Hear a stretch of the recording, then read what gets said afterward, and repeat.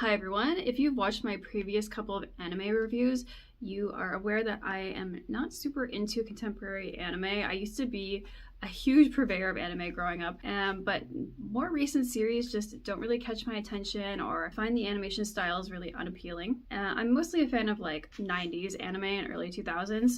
However, for the first time in my 38 years of being a weeb, I have purchased Crunchyroll Premium because there were several series starting this spring that I was greatly anticipating, and I wanted to share them with you guys. The first one is Hat Atelier, and I've been following this manga for a while. I have been purchasing it as it comes out. I'm not completely caught up. I've read 9 volumes, but I have been buying them as they come out here in North America.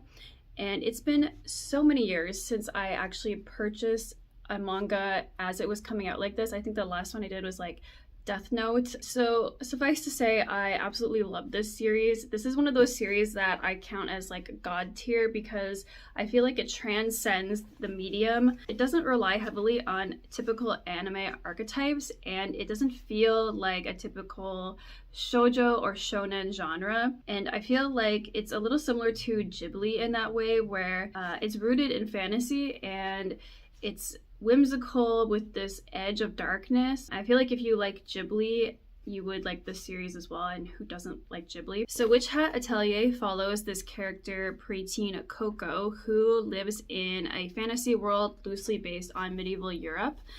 And she has always loved magic since she was a little girl, but she was not lucky enough to be born as a magic user. She encounters this mysterious witch at a fair when she's really little, and ever since that day, that witch gives her a book on magic. She loves magic and she really wants to be a witch. She lives with her mom and they run a shop together in the countryside. And one day, a witch named Kifri visits their shop, and he helps out another customer there who's in distress.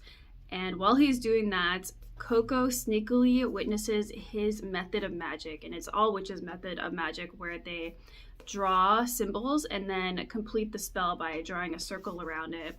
And it's a secret which witches have been trying to keep from non-magic users for decades. So that night, Coco can't help herself but to try drawing the symbols herself, and inadvertently causes something horrible to happen to her mom.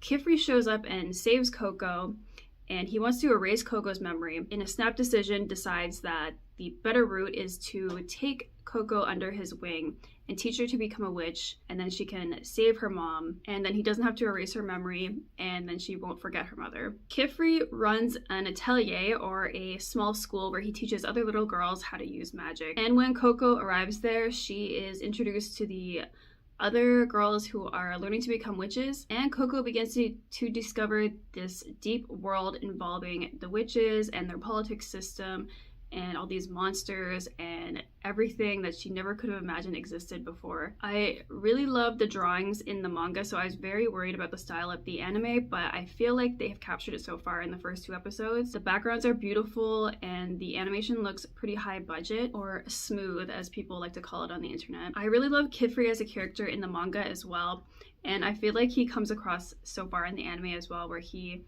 is kind of this like upbeat, optimistic guy as the teacher, but then he has this darker side where he's carrying something from his past and he's also answering to someone else that we haven't met yet in the anime. Kifri's voice also, I wasn't expecting. I thought he would have a typical like Bishonen deep voice, but his voice actor is kind of famous. He's the same voice actor for Kaneki from Tokyo Ghoul, but he has sort of a nerdy edge to his voice when he's in the like happy teacher mode. I still like it, and I really liked the opening and ending that we heard for the second episode. That was another thing where I was scared the opening would be one of those cursed pop rock, J-rock songs that we've been getting for a lot of popular anime for the past 25 years, but it felt very unique, and the opening ending felt like they really fitted the series, and it's coming across like they put a lot of care into this anime because the manga is very much beloved. Hi, it's 2 days later, and I'm caught up on the next 2 series that I had on my most anticipated list.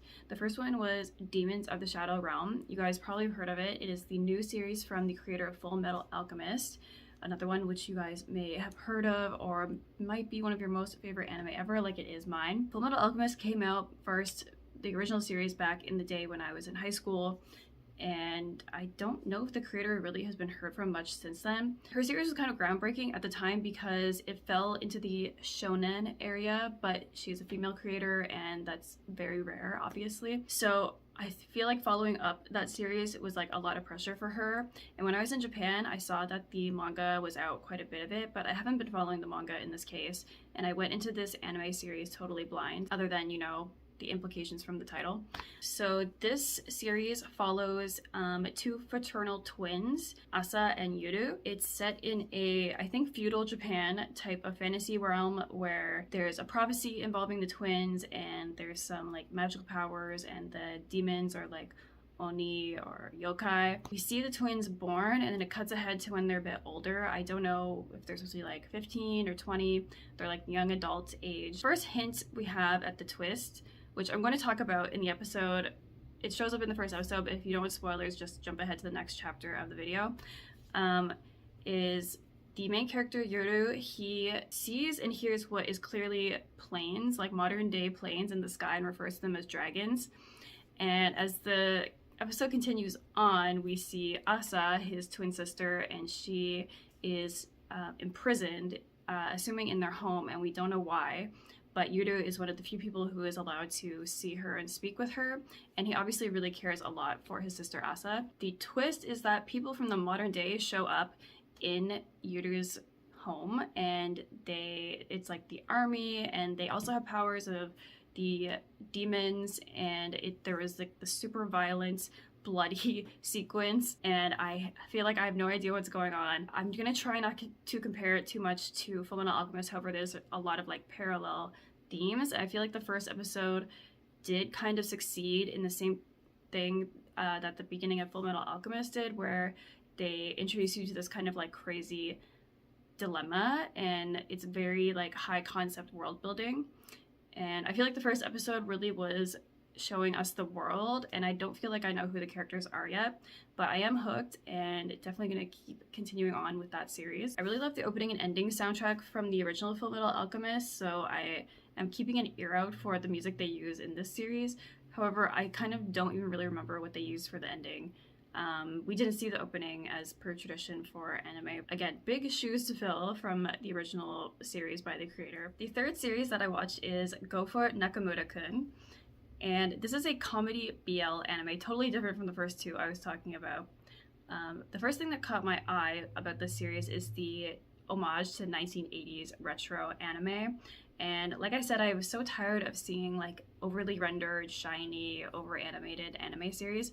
And this one, immediately I was like, I don't even care what the subject matter is. I want to watch it to like support them going a totally different direction with the style. This one is based on a manga as well, but I didn't read this one either. So for the story, we are following new high school student Nakamura, and he sees his new love interest Hirose on the first day of school and falls in love at first sight. And the two begin to bond in the first episode over saving live octopuses from their cooking class. I have to say the comedy in this series totally saves it. Like, I tried watching Given and I had saved it until it was over because I thought it was going to be my new like obsession, and I couldn't even get through like 3 episodes because it was so boring. But this one is actually legitimately funny in my opinion. Nakamura is so relatable because he like in his head thinks he's so much cooler, but in reality he ends up just making a fool of himself over and over. The opening I liked pretty well. They used this graphic, very stylized style of animation. But the ending, I don't even know what it is because for the 2 episodes released so far, they used different songs. And the second song I recognize right away. It's Won't Be Long, which Kodakumi also covered years ago. But for the ending animations, they are using something unique so far for each episode as well to kind of wrap up what happened in the episode and staying very true to the retro 1980s style. Which I'm really, really loving. So that's it for my top 3 most anticipated anime series for this spring. Let me know if you like this type of video, and then I will wrap up the seasons when they're over and give you my final thoughts on everything that happened. And also let me know what you're watching this season for spring 2026. Thank you so much for watching, and I'll see you soon in the next video. Bye!